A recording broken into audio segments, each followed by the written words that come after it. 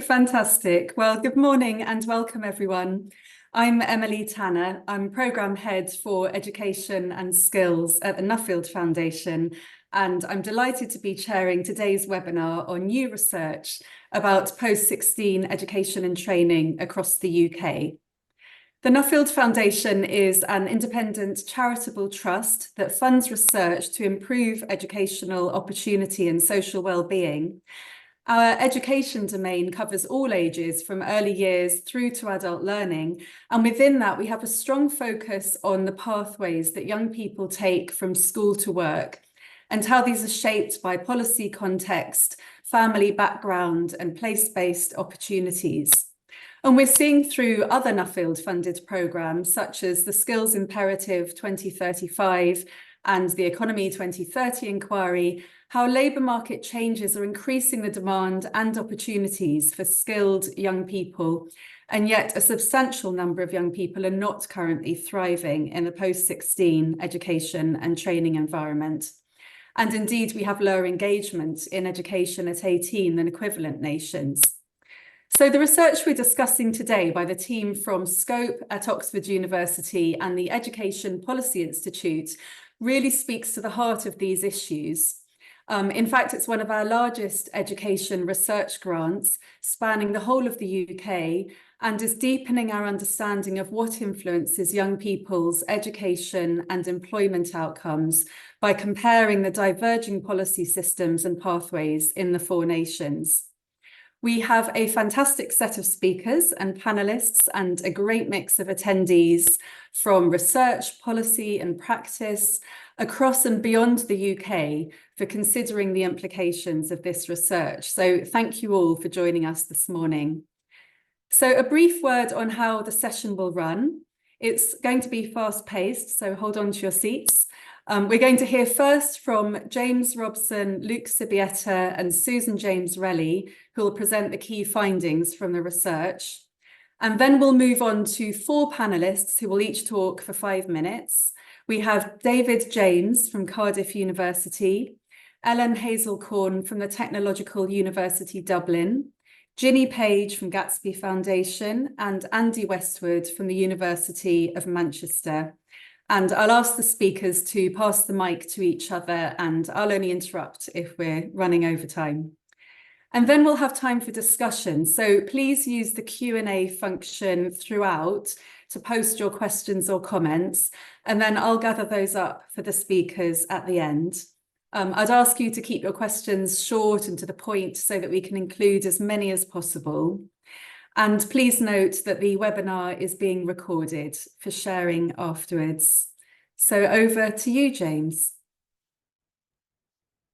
Thanks, Emily. I'd just like to say thank you to you for chairing this event, and to Nuffield for funding this project, and of course to our panel members for presenting, and to everybody who's attending. So if we could just move on to the next slide, that'd be great. Thanks. So the interim report that we're presenting today is part of a Nuffield funded project, of course, and I'll start by introducing the project as a whole. As I'm sure most people here are aware, the UK can be thought of as a policy laboratory. The four UK nations have a shared history and cultural background and face many of the same social, economic and geopolitical challenges and issues. But since devolution, there has been an increased variation in education and training policy approaches, frameworks and political philosophies. This has significant implications for E&T structures, pathways and the experiences and outcomes of individuals trying to navigate the sector. Therefore, the key aims of this project are to compare the UK countries to firstly understand or more deeply, the key issues, key policy issues and challenges facing E&T and the kinds of structures that support young people's transitions from education to employment and help them live fulfilling lives.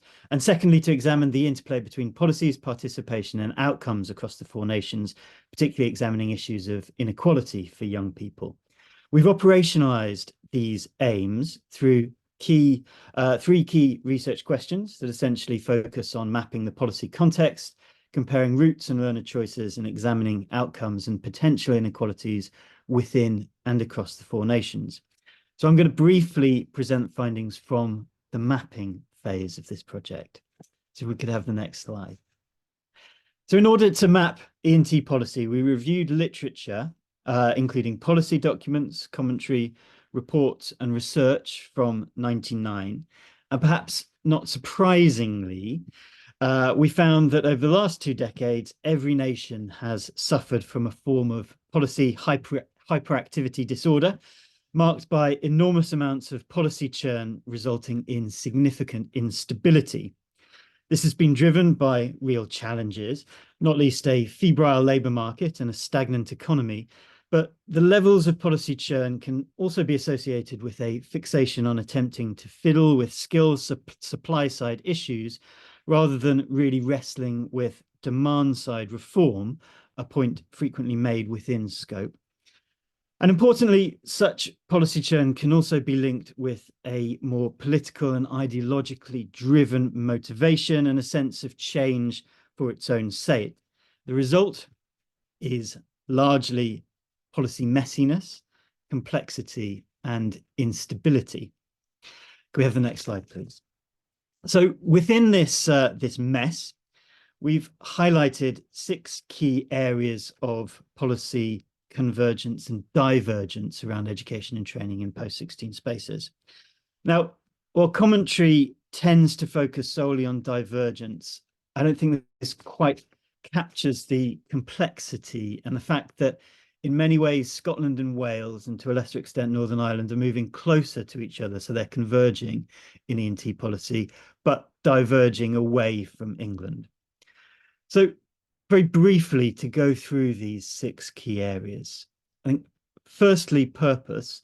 Across 4 nations, the purpose of post-16 E&T, particularly FE, is articulated in very different ways and conceptualised very differently. In Scotland and Wales, and to a lesser extent Northern Ireland, there is a tendency to emphasise a broad range of purposes, including developing the labour market, so relevant skills, meeting the needs of the economy, but also developing citizens and supporting individual well-being. In England, there's more of an overt emphasis on skills for jobs and a reductive, perhaps, economic focus. Secondly, and I think probably the most significant issue here, is that of coordination and governance. I think this gets to the heart of the broader underpinning political philosophies of each nation and the understandings of the role of the state in managing or regulating education and training. So English E&T remains structured as a quasi-market, managed by competition, student choice, and employer skills demand. Scotland and Wales are increasingly taking a system-level approach and attempting to overtly manage the relationship between FE and HE institutions in complementary ways. So while it's never quite as simple as that, and there are pockets of competition in England and Scotland, in Scotland and Wales, and there are pockets of intersector collaboration and tertiary systems thinking in England. The kind of key philosophy here that underpins this key divergence is, I think, really, really critical. And that shapes these other key areas of convergence and divergence that we've highlighted. So funding within England tends towards competition-driven, zero-sum relationships between FE, and of course, in part, that's shaped by deep concerns around unpaid student debt and the RAB charge, and a whole range of issues around that has been caused by a particular governance structure. Similarly, the relationship between FE and HE is framed as competition within a quasi-marketized space and cooperation within system-based approaches. Qualifications, although incredibly messy across all devolved contexts, are arguably more jungle-like in England than in approaches that are increasingly attempting to strive at least towards system-based thinking, and holistic models where there's a joined up and stackable approach to qualifications and credentials.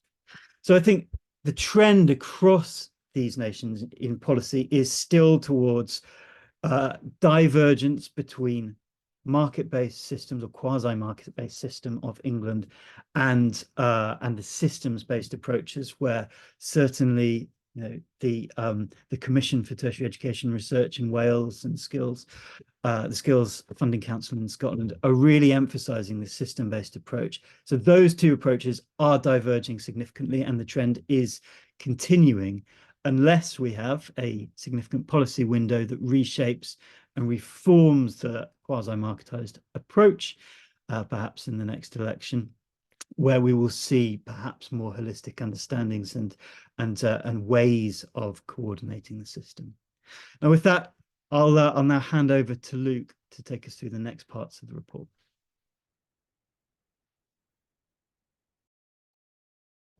Thank you very much, James. So I'm going to take you through the areas of the report looking at educational pathways and outcomes across the UK.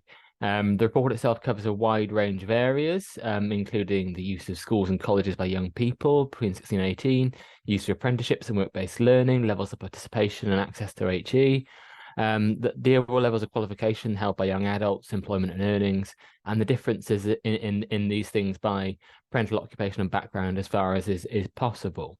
So it covers a wide range of areas. I clearly haven't got time to take you through all the main findings, so I'm going to take you through some of the sort of main take-home and headline points that I think we've identified. So moving on to the next slide. One really clear thing is the differences in types of 16 to 18 provision. If you look across the 4 nations of the UK, there's a pretty similar level of participation in education. It's sort of just shy of around 90% across all 4 nations. However, the type of provision young people undertake is quite different. So if we look at Northern Ireland and Scotland on the one hand, there's quite a high share of young people in schools or in school sixth forms, around 60 to 63% in Northern Ireland and Scotland. In addition, there are further 3% and 16% in Scotland who are dual registered between college and school. So those are formal partnerships between college and Scotland, kind of reflecting the systems-based approach that James spoke about. In Wales and England, we see very different sorts of provision. So there's much greater use of colleges in Wales and England, particularly in Wales, where around 53% of 16 to 17-year-olds are in colleges. Only around 35% of young people are in school sixth forms. Now, we shouldn't be seeing this as a sort of one form of provision is better than the other, and that this is not necessarily a problem. But we do note that colleges and schools do undertake different sorts of qualifications and will give access to different sorts of qualifications to young people. So ultimately, the effect of these differences will depend on the quality and level of qualifications that young people are able to undertake. Clearly, with a greater use of colleges in Wales and England, there is greater use of vocational and technical qualifications. And until very recently, there is probably more qualifications below level 3, so more level 2 qualifications taking place in colleges. That's gradually changing in England with a shift towards more level 3 qualifications. In Wales, we see a bit more level 2 qualifications being undertaken in colleges. If we then move on to the next slide to look at higher education, so moving on to the sort of next stage of education and comparing levels of access to higher education across the 4 nations, we see that in Northern Ireland and England, around 38% of 18-year-olds are participating in higher education in the latest data, and those figures have grown over time, particularly in England. Figures for Scotland are presented on a slightly different basis, but are probably very similar to those seen in England and Northern Ireland. However, in Wales, we see much lower levels of participation in higher education, around 30%, and less growth over time as compared with the other nations of the UK. And if we drill down even further, we see particularly low participation amongst boys in Wales, with a participation rate of only around 24%, which has hardly changed at all over the last 10 to 15 years. Now, we see gender gaps in higher education across all 4 nations of the UK, with more girls going to higher education. And that's true across much of the developed world as well. But the fact that participation rates are particularly low in Wales means that Welsh boys are some of the least likely to go to higher education across the four nations. We also see differences in terms of participation amongst those from deprived and less deprived backgrounds, but we also see differences within the four nations. So in England, a slightly greater share of young people from deprived backgrounds go to higher education, around 20%. In Wales and Scotland, that's a bit lower at 15 to 16%, but even lower still in Northern Ireland, which is around 13%. So if we then move on to the next slide, we can clearly, these are differences in participation, but what really matters is to some extent what qualifications young people gain. And here we see some quite big differences in the level of qualifications held by young adults, so those in their 20s. And some of these match up with some of the differences in participation we've seen, some of them don't. So we see a larger share of young adults with level 3 and level 6 qualifications in England and Scotland, around 80% with level 3 qualifications, around nearly 50% with level 6 or degree level qualifications, with lower levels of young adults with those qualifications in Wales and Northern Ireland. In Wales, this probably reflects lower levels of participation. In Northern Ireland, maybe it reflects differences in the levels of achievement within colleges and higher education institutions over time. Excuse me. Unsurprisingly, we see strong effects of parental background right across the UK. So young people from more advantaged backgrounds are more likely to have level 3 and level 6 qualifications themselves, while those from more disadvantaged and working class backgrounds are less likely to achieve those level of qualifications. We appear to have lost the slides, but I'll carry on talking. Oh, and they're back again. Wonderful. But one of the sort of perhaps more concerning aspects is that when we look within those similar backgrounds, we see those from Wales and Northern Ireland are less likely to achieve level 3 and level 6 qualifications, and that's particularly true for those from working class backgrounds. We see in Wales and Northern Ireland, those from working class backgrounds are less likely to achieve level 3 and level 6 qualifications as compared with those from working class backgrounds in England and Scotland. And that's a difference that becomes quite concerning. If we then move on to look at other sets of outcomes in the next slide, we can look at differences in employment and earnings as well. And here we see a sort of very similar pattern to what we observe for qualifications to some extent. So those from England and Scotland are more likely to be in employment, around 80% of young adults in England and Scotland, with lower levels of employment in Wales and Northern Ireland, closer to around 75%. And again, continuing the theme of the last slide, we see those from working class backgrounds in Wales and Northern Ireland are less likely to be in employment than young adults from working class backgrounds in England and Scotland. We also see a greater share of pupils who are not in education, employment and training in Wales as opposed to other parts of the UK. We can also look at differences in earnings amongst young adults, and these reveal some quite stark differences. England has relatively high levels of earnings, and some of that reflects the fact that England contains London, which has very high levels of earnings, very high cost of living. Once we exclude London, we see very similar levels of earnings across England and Scotland over time. However, if we look over the time period as a whole, we see that earnings levels are lower in Wales and Northern Ireland as compared with the rest of the UK. There's been some recent catch-up in Wales, but Northern Ireland we see much lower levels of earnings as compared with the rest of the UK. And finally, to look at apprenticeships and work-based learning, we see some really quite big differences in how apprenticeships are organised and targeted across the UK.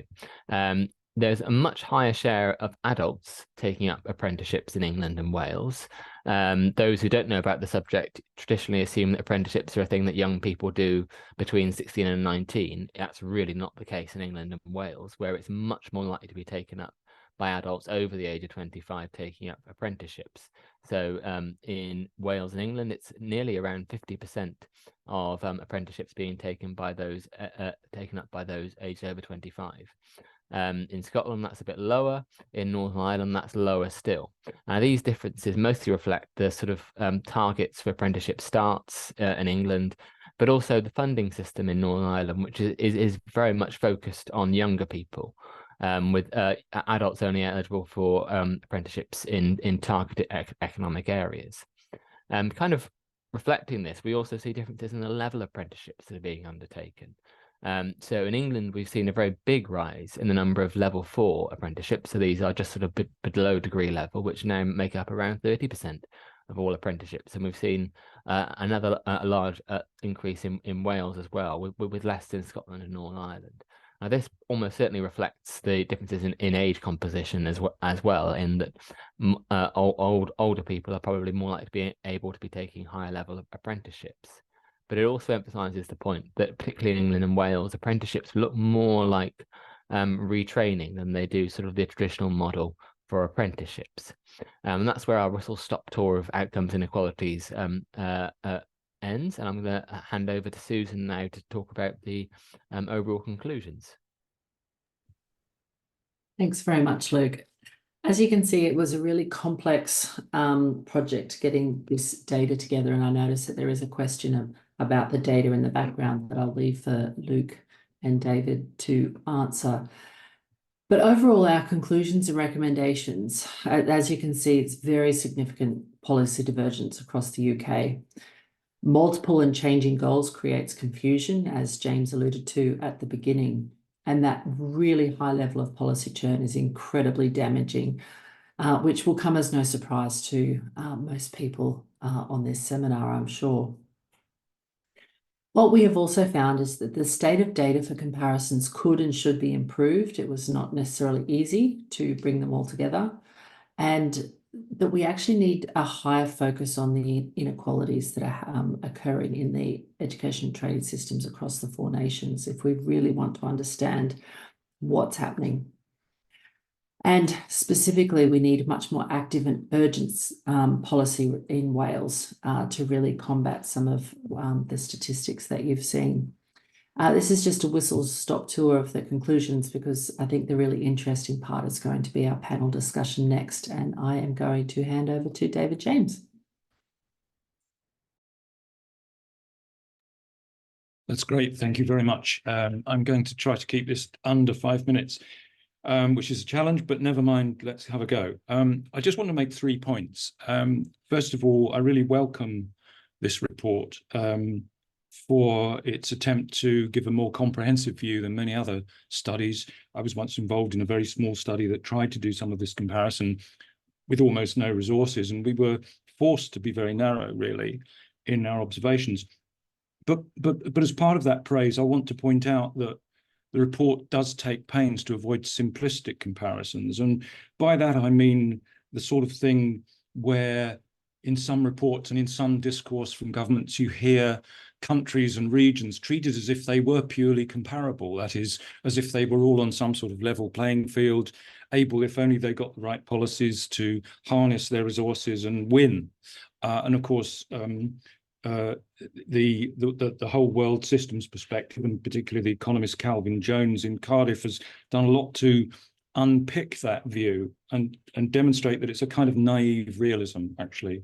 Could say more about that. But second point about Wales, I'm speaking to you from Wales today.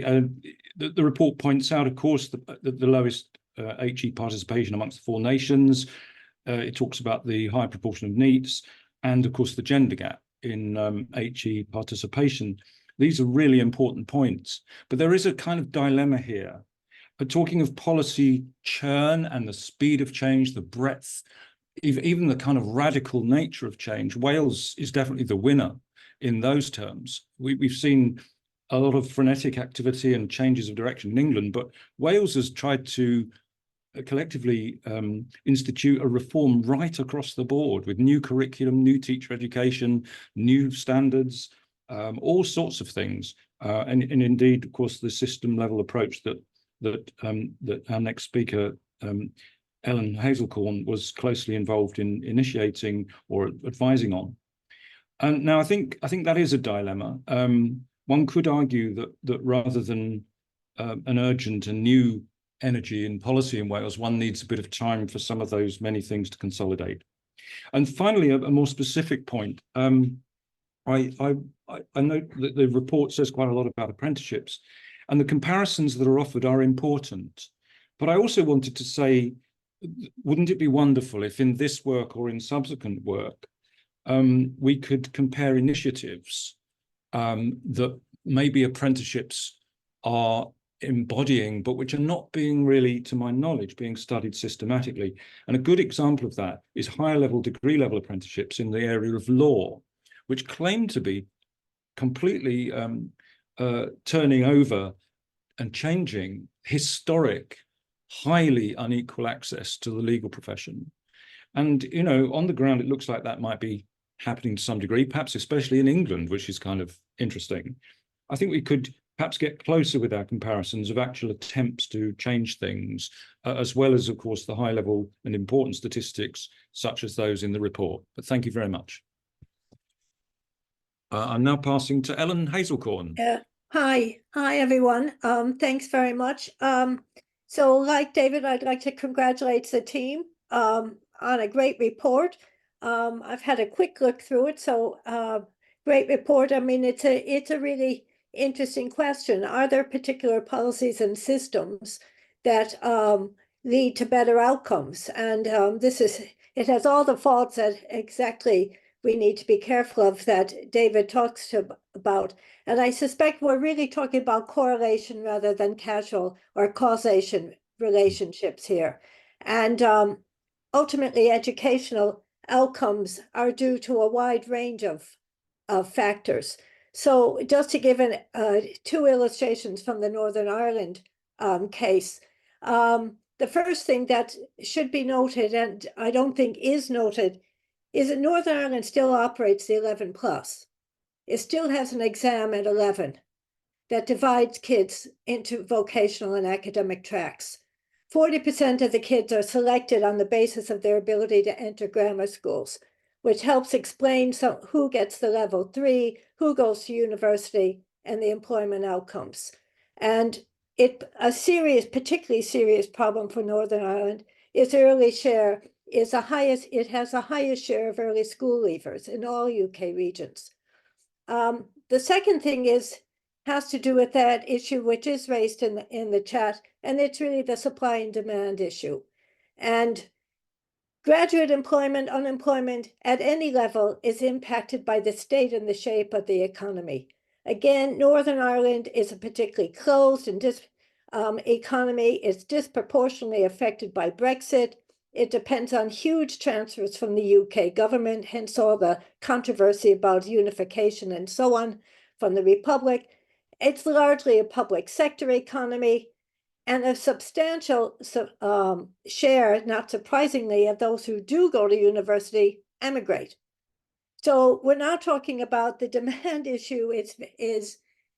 We can't really look at a lot of these issues unless we look at that side of the equation. And so I guess that illustrates what I would say is that multifaceted aspect to the question, even within the UK, what is going on within that wider ecosystem that influences the educational outcomes, which is more than the education system in itself. Two issues then for future research, which kind of focuses on two issues to think about and then two suggestions. One is that, as I've just said, that it's not just policy and systems issues within the tertiary system, but the education system as a whole. And this obviously widens the scope, but it may be an issue for our funders that are looking at it. So school organization and those processes, I'm thinking back not just at the 11 plus, but what's going on in the schools. Streaming practices in schools, more prevalent in schools serving socioeconomic disadvantaged communities, the impact, the constraints over choice, subject choice, post-school opportunities, and what's the curriculum? Are we better off with a more narrow focused curriculum, such as what comes through with the A levels, or a broader, more comprehensive education? Now, I think the evidence is increasingly looking at the latter, particularly as we look at 21st century skills and about wider issues around curriculum, critical thinking, and so on. And an important change is really to end these physical and educational divisions that separate young people. And increasingly, we're bringing in people of all abilities into the classroom and moving away from segregating people with disabilities, however they are, into separate schooling. We find that it's far better everyone educate together, to use that kind of term. The second issue is to think about system coordination. I think is an important factor, but I'm kind of going to suggest almost a two systems approach. The first is looking at the education system as a whole. Now, on the HE side, people are really happy, certainly in the Irish case, and then that's been an issue and off and on in different governments, likewise in the UK, or different countries, likewise in the UK, Australia, and so on, as looking at, isn't it great we have a separate higher education ministry along with research? Isn't that great? Yeah, okay, that might be great for HE, but it separates itself from its actual hinterland or its educational pathways. Students come through an educational pathway, and we spend our time blaming the previous part of the system for the problems that we deal with later. And so a whole of education approach, looking at the educational system as a whole, is key. The second is clearly looking at the tertiary system as a whole. And critically, the ecosystem is more than the education system. Goes back to the supply and demand issue, and includes all these other key societal actors, including enterprise business, other regional actors, and so on. So two suggestions for our funders and our researchers. I know you've identified areas. For me, governance is a key. David mentioned the issue of CETR. CETR is an important step forward, but it's simply a mechanism. The report points out that systems on their own cannot and do not change outcomes. The issues are more multifaceted, but unless the people involved in these organizations grasp the opportunity and can move outside their own silo thinking, little will change. I'm thinking here of the HEPI piece that came up talking about tertiary can't come at the expense of our leading research. So we're already recreating these kinds of issues. So do we need to train leaders in cross-boundary working? We talk about that all the time when we look at engagement with the world outside of higher education. Do we need to train leaders? And if so, should we focus more research on leadership and what needs to happen? And the second suggestion is you might have a look at the Growing Up in Ireland study. I'm not suggesting this is it, but your funders may think it's an interesting idea. It's a big longitudinal study. It's been going on for over 15 years. It's taken 3 cohorts of kids, those born in 98, those born in 08, and those born just last year. The 98 group is now 25 to 26, and it traces them through life, through school, through life, through choices, to get a deeper understanding of what is the impact and influence of the wider range of factors on children and people's patterns of growth, choices, and opportunities. Thank you.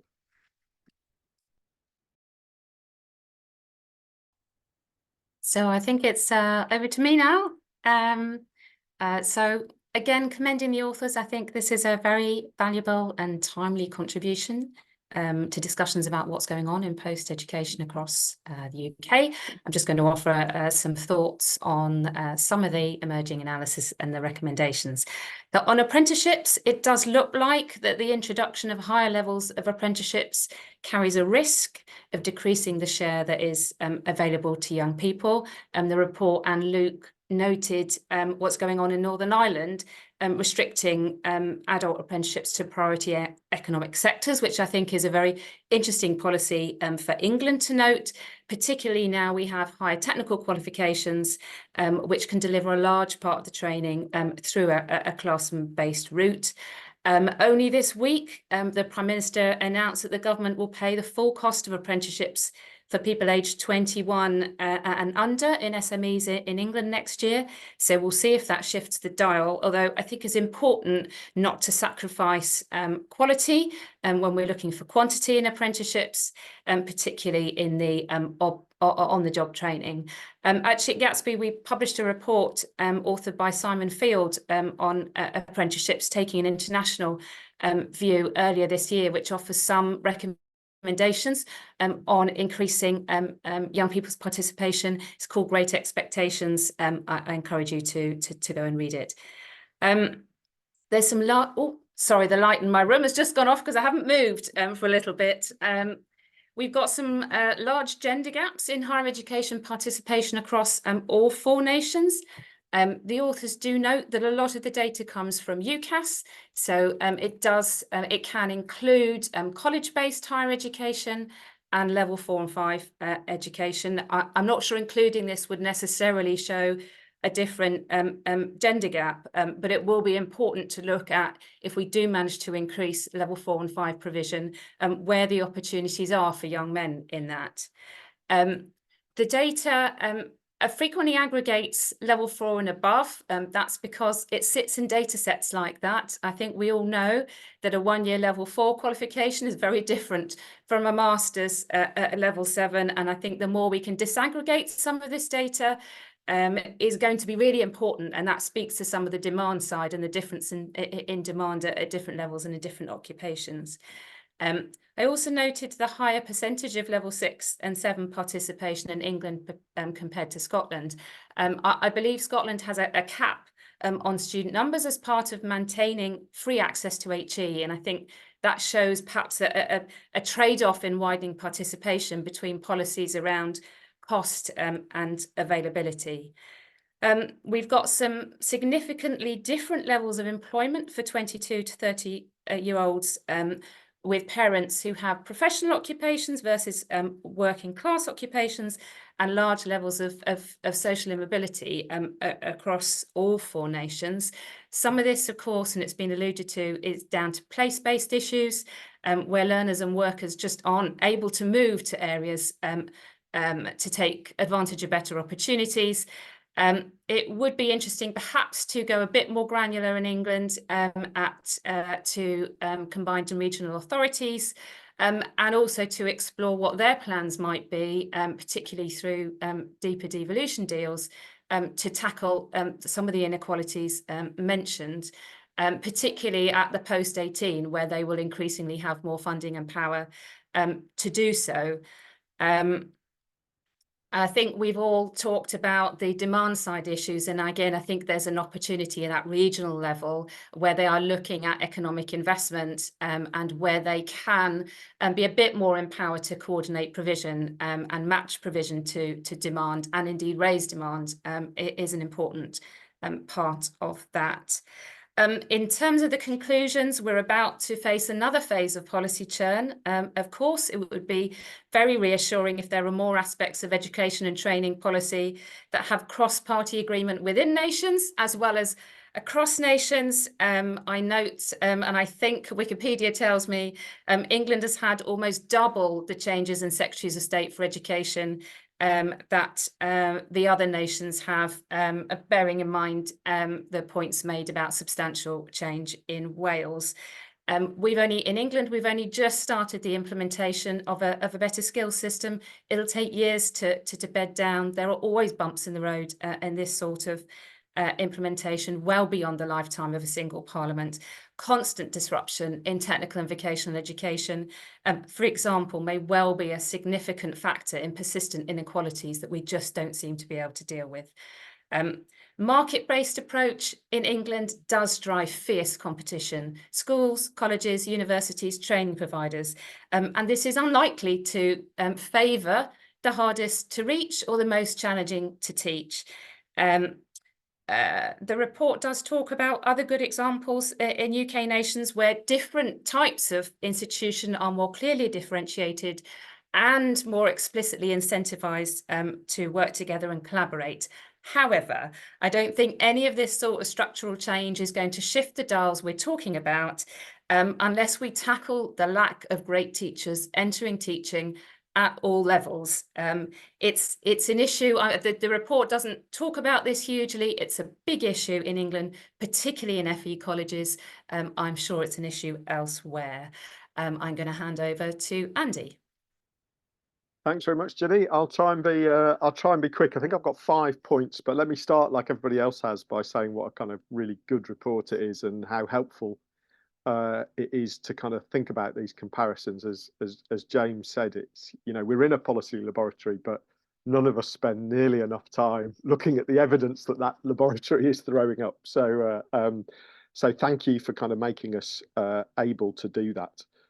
The first comment I wanted to kind of pick up is the obvious kind of divergence point, and I thought it would be interesting to look ahead a little and to think what you know, what a Labour government might do in the period after a general election, largely, of course, in England, but what implications that would have for the findings of the report.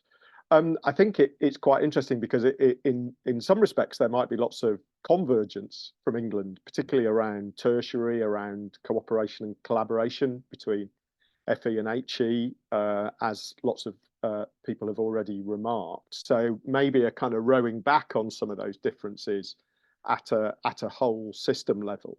But then you've also got this quite interesting prospect of potentially more divergence at a subnational level, because like the kind of current government, there's lots of interest in devolving more of the skills system to mayoral combined authorities, of which we are having more and more, and including some new ones being elected in May.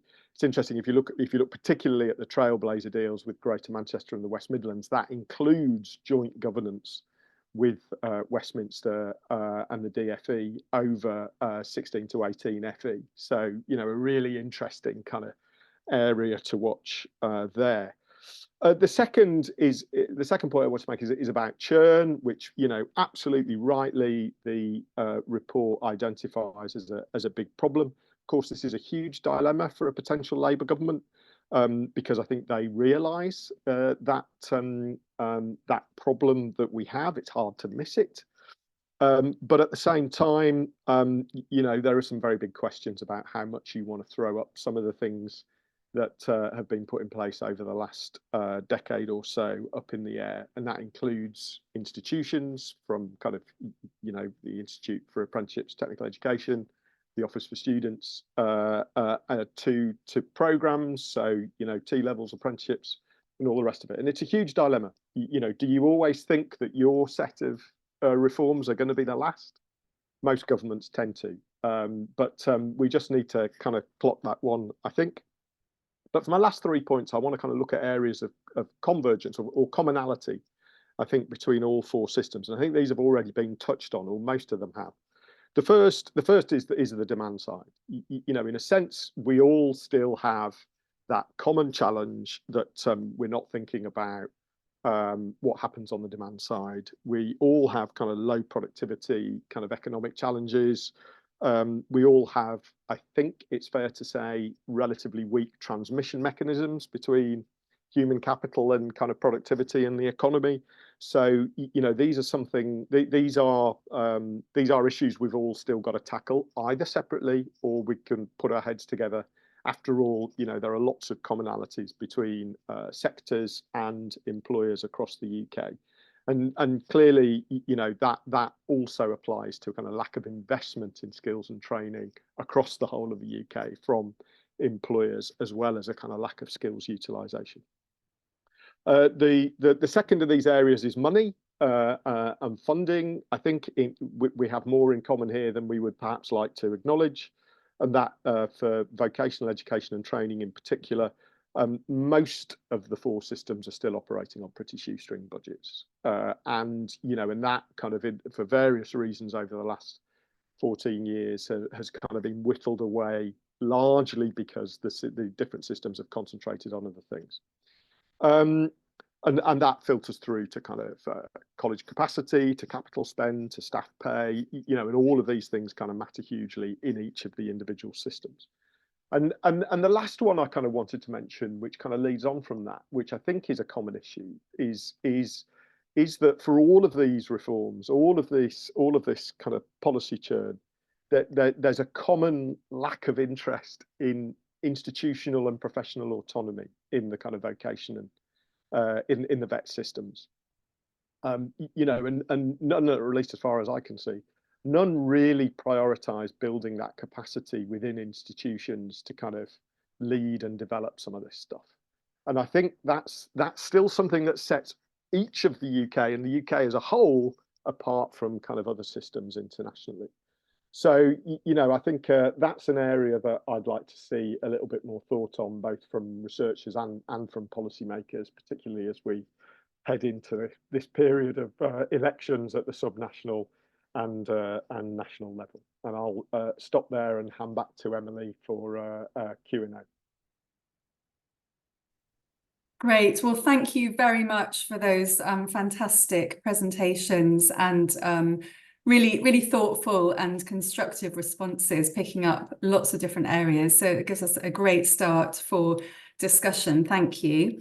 I'm going to start off the questions by picking up one around demand. So I know you've all touched on that a bit, and you've probably seen the question in the chat as we go, but I think there's more in that I'd like to explore a bit. So from Hugh Morris and you at KEEP about how demand structures supply. So really, if we look particularly at Wales, but also across all the nations, to what extent is the participation of young people driven by perhaps rational decision making, where they're looking at the graduates entering non-graduate jobs, where they're looking at earnings benefits of going to university, going into higher education.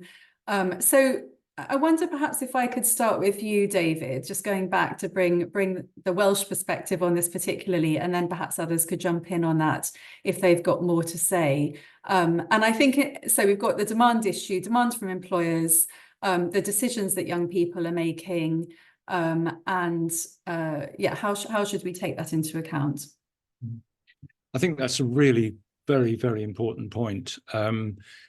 It's kind of what I meant by avoiding simplistic comparisons, actually, which I praise the report for doing. But you know, it's tempting to just think, oh well, young people are basically all the same everywhere. A levels are basically all the same everywhere. University degrees mean the same thing everywhere. They do not. And you know, a more sophisticated sort of notion of comparison takes into account the very different setting, the very different circumstances in a variety of ways. And you know, one could go even behind the topic of demand for higher education on the part of employers and therefore reflected in the choices of young people to say, well, you know, Wales, if you look at how much of the highest quality of the world's coal came from Wales, historically, it should be one of the richest places in the world. Clearly, it's not one of the richest places in the world, and that in turn, of course, is because it's, you know, people locally didn't own the resources and they didn't benefit long-term from them. So, you know, those structures are reflected in people's life chances. They're reflected in the infrastructure of opportunities, of types of employment, of you know, post-industrial landscapes, which present young people with a certain set of choices. And I think that if one remembers that context, one comes to very different conclusions about what policy is doing well and what policy is not doing so well. So I'll just leave it there. Thanks. Thank you. Anyone else eager to come in on that point, or shall I move on? Ginny? Just to say that we at Gatsby, we did commission the Learning and Work Institute to look at making the market for level 4 and 5 a few years ago, and they looked down the southwest and West Midlands, as in many areas of England. It's the SMEs that are the challenge, to engage and be brought into the conversation. And what the SMEs were saying is, you're all out there competing for our attention. We don't have time for this. I mean, you know, I'm obviously paraphrasing. And the question was about intermediary bodies and how those conversations are had in a shared space and happen through a really good relationship. So it isn't about providers continually trying to sell something to employers. It's part of a constant and positive relationship between employers and education training providers in those regions. And I think that's, if we've got examples from other UK nations on how to do that better in England, that would be fantastic. Great, thank you for that. There is another question actually which asks about what we can learn from elsewhere. So I'm going to jump to that. We've raised the issue about short-term parliamentary cycles and how that creates challenges in developing long-term solutions and government investment. There's been a question about where is work happening to advocate for a national education and skills strategy? How hopeful can we be about seeing that come to fruition? I wonder, Andy, could I? Oh, sorry, Ellen, over to you. Yeah, well, I was going to say, I mean, Ireland isn't the only example, but I mean, I would look at the national frameworks around a lot of these kinds of issues, national skills agreements, I mean, and so on. And I think that is important. I would hark back to the point that Andy did raise about the move towards regionalism in the UK, and that's fine. My concern is about that you need a national framework, basic principles. Otherwise, you're going to end up with very unequal regions. And if I could say, coming from where I originally come from, the US, look at what's happening in different states and different decision-making on different sets of policies. That's not where you want to go. So a national framework in which the regions, it's not a top-down, do this, do that, but there are national principles. There's a national framework.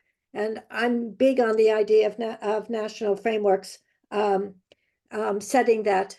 I would also, just on the policy side, I think one thing that we don't see is we don't see enough joined up thinking between economic, regional, industrial policy and education. Education operates in a silo. Indeed, if I could say something about the HE community itself, it tends to look at benefit as something that it gives to everybody else and doesn't really see this as any other kind of two-way street. I mean, there are big issues there, but it has really failed to engage with this issue that there is a society outside in demand, and it's not just, aren't I great, this is what I do for everybody. Thanks, Ellen. Anyone else keen to come in there? Andy, and then we'll move on to the next question. Let me just say that was beautifully put, Ellen. And I think you can see us all smiling as a response to that particular point. Look, I think the idea of a long-term strategy is clearly a very good one. I mean, we can look at what's happened recently in Australia. The Accord, I think, is really interesting because it essentially sets out a tertiary plan over the next decade and acknowledges that it's going to take a while to get there, but it sort of checks off all the things that I think we've covered, or many of the things that we've covered in the discussion this morning. I think Ellen, Ellen's point about industrial policy and economic development policy is critical. So and that's true at both the regional and the national levels. So in the US as well as Australia are kind of good examples of that. But how the education and training systems align with that, whether that's at the kind of mayoral combined authority level or kind of at different spatial levels, it's really important to kind of get that multi-level governance functioning.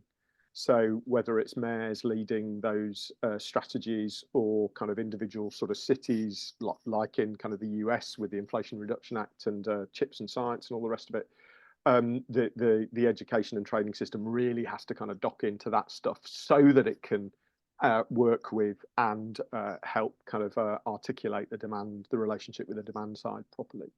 And that kind of government, one of the best things government can do is you know, beef up the coordination between those things. And you know, I'll stop there. Thank you. So just to note that Hugh Morris has added a further comment for following up on the issue that was discussed before, and also raises the point about higher education fees and funding, which was also raised by a couple of other people in the questions as well.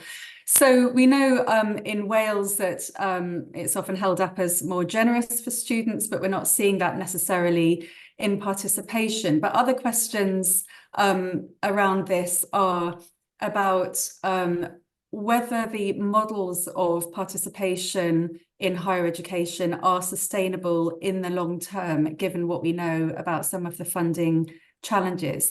I wondered if anyone would like to respond to that. And at the same time, I'm going to post a link to other research that's been published recently from London Economics, which has been very focused on that. Anyone like to jump in on that point? I'm happy to jump in on funding issues if that's you.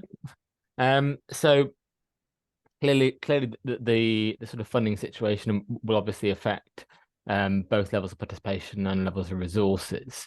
I think particularly in England, we've seen a big reduction in the government contribution towards fees, with graduates expected to pay more, which is kind of reducing the cost to government, which in that sense makes the system a bit more sustainable. I think the ultimate problem is more about the level of resources that higher education institutions have, which haven't really been keeping pace with inflation, and we're kind of seeing this ratchet reduction in the resources that are available to higher education, and that applies right across the UK. So I think it's much more about the level of resources that higher education have for good teaching than necessarily about the fees faced by young people. We do know that student support is more significant in Wales. They've kind of put in place a much wider set of support, which is kind of encouraging, from particularly given the high cost of living affecting young people's participation decisions. But that's probably the area where it's maybe more unsustainable, given the really, really tough choices on the Welsh Government's budgets. Yeah, thank you. And just a follow-up point on that, I thought it's a really interesting issue raised by Mason about the extent to which students move between countries for higher education. I wonder if anyone just wanted to comment on that. I'm not sure it's something that is always very visible. How to what extent do students stay within their own nation, particularly those from the smaller nations, when they're going to university, or do they move? Ellen. Actually, Oh, sorry, I don't know the answer. Sorry, I wasn't coming in on that point. Okay. Anyone want to quickly? I was going to make a general point about funding. Okay. Should we just anyone want to quickly answer the question about mobility? I'm happy to answer that. There tends to be quite a lot of mobility between England and Wales, and that kind of reflects the similarity of their systems, and also the similar entry requirements. With Scotland, there tends to be less mobility, partly again reflecting the different sets of qualifications and the fact the funding system is very, very different in Scotland as opposed to the rest of the UK. Great, thank you for picking that up. Should we have brief points from Ellen and Ginny, who both had their hands up, and then I'll close. Okay, so my only comment is that I think we've moved beyond what we could call the golden age of funding, and we really need to be looking at a wider set of issues. I guess I understand the issues in the UK coming in. It's always a big issue here, but I guess my general view is funding is always a problem. You're never going to have what you wish for. So the question is, you need to work out the strategies to deal with the funding that you have, not what you want to have. And I really think that that moves down the order of priorities. Looking at what you're trying to achieve and organizing a funding system to support those objectives is key. But yeah, I just can't say that enough, deal with the funding you've got, not what you wish. Thank you. Jenny, apologies. I'm going to just jump in and close us because we're nearly at the end of time. So that's a good point to end on, and really want to thank you all for being here today, and particularly for James, Luke and Susan for hosting this event and giving us this opportunity to have this conversation, which is raising such important issues. So just so that you're aware, this research continues. There's a really interesting stage following this around industry level case studies to watch out for, and that will be wrapping up in September time, and we'll be in touch with you with more on that. Apologies to anyone whose question wasn't raised and answered. We'll look through those afterwards. And just a big thank you to everyone for joining us today.